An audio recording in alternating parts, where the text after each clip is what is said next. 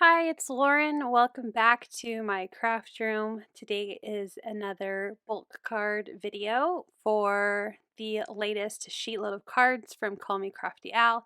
Here is a quick look at the September 2022 sheetload. I will, of course, have her video linked down below so you can see how to get that sheetload template yourself. So for this month, I thought it would be fun to use these fun Sassy Club stamps. I have Clock, Hawking, and Waffle Gang from Sassy Club's latest release. I have some papers from my stash. I will not be able to tag these down below because I don't know where they're from. They were just in my stash, some gray brick and some fun red, kind of orangey red lines. I have my card bases and cardstock cut out, as well as my ovals. I'm going a little bit different by using a larger oval. This is an oval die from Whimsy Stamps. It is called the Connected Oval Die. Had to look at my package real quick. And I just thought it'd be a fun way to interpret the sketch. Here is one of my card samples as I was trying to kind of figure out what I wanted to do, but I didn't like how unbalanced it felt, so I stamped this Mornings Are for Coffee and Contemplation sentiment with Chief Hopper, and that is the theme and overall design I'm going to show you how to put together today. Okay, so the background, I'm using different stamps from a couple of the different sets. I have my Clearly Amazing matte inside of my little mini Misty, and I'm going to be stamping onto that gray brick background with Barn Door Distress Oxide. I'm using Distress Oxide because I want really vibrant inks to sit on top of the paper, and this is to simulate kind of like the openings into the upside down.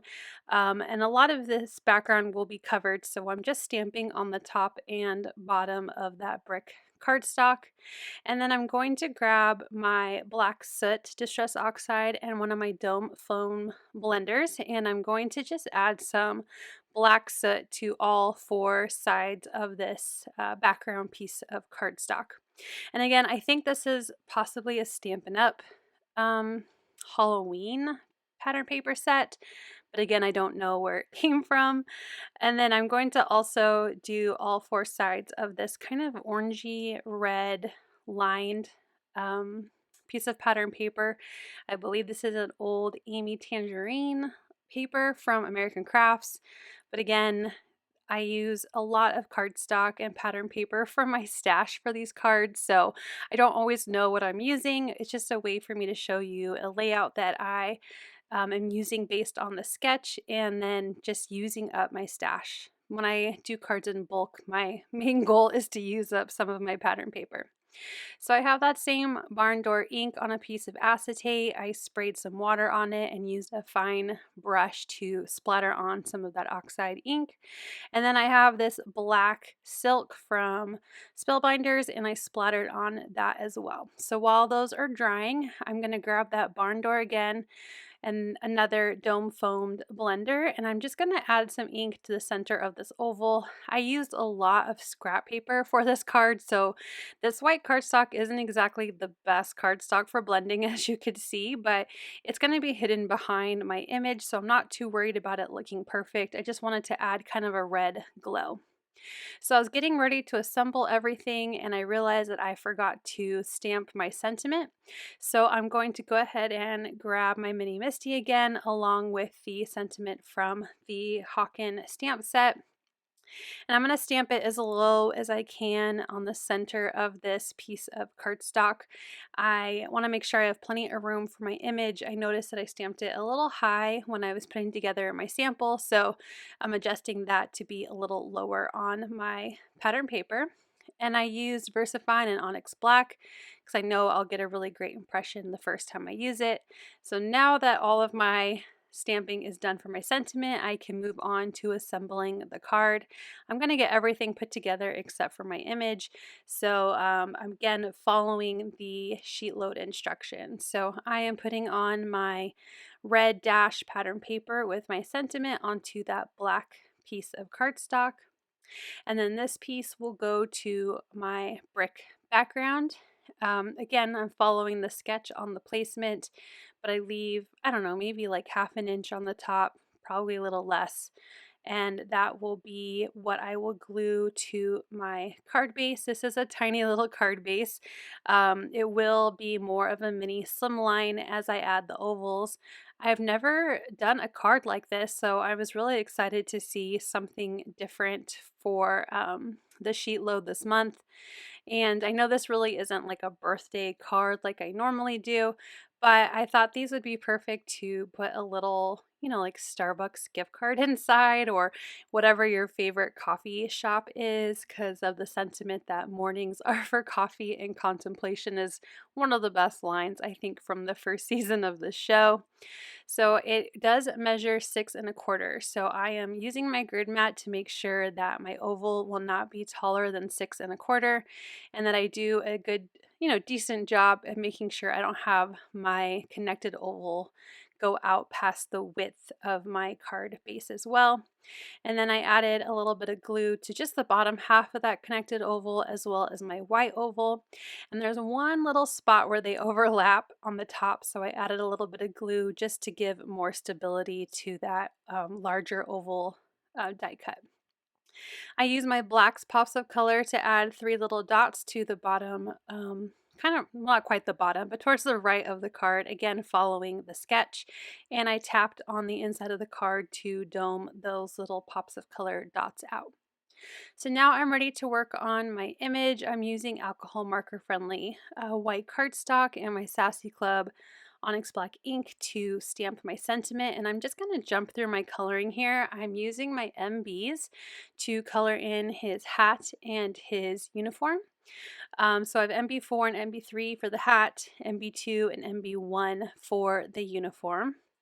So again, just going to quickly color in the hat here, and then I will show how I am outlining in his uniform and then filling it in with the lightest of the MBs. So I had a picture up on my computer while I was coloring him in, just to do my best to match, his uniform from the show. For his belt and holster and shoes, I'm going to use my TNs, which is more tan colors. So I have TN7 and TN5 to color in, like I said, his shoes, anything in leather on this particular character. For the bottom of the shoes, I used RB1, which is more of a red brown, and then I'm bringing in brown gray 9 and 6 to color in his belt buckle, as well as the little kind of button on the holster. And of course, grabbing GY3, which is gold, to color in the sheriff badge. Now for the hair, I grabbed my browns, so I did EB, which are earth browns, EB2 and EB1. So just adding in some brush strokes with EB2 and then coloring in all of the hair with EB1.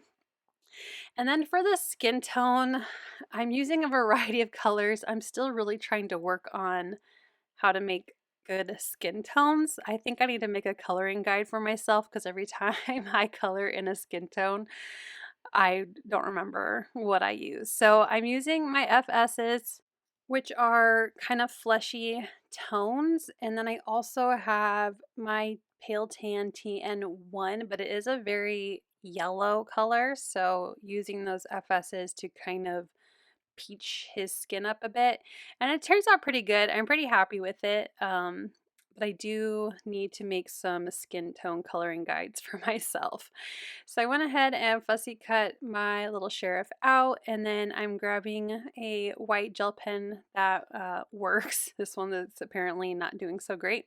And I'm just adding in some highlights in various areas where I think light would be hitting my image, and just to give it a little bit more of a cartoon, but with highlights.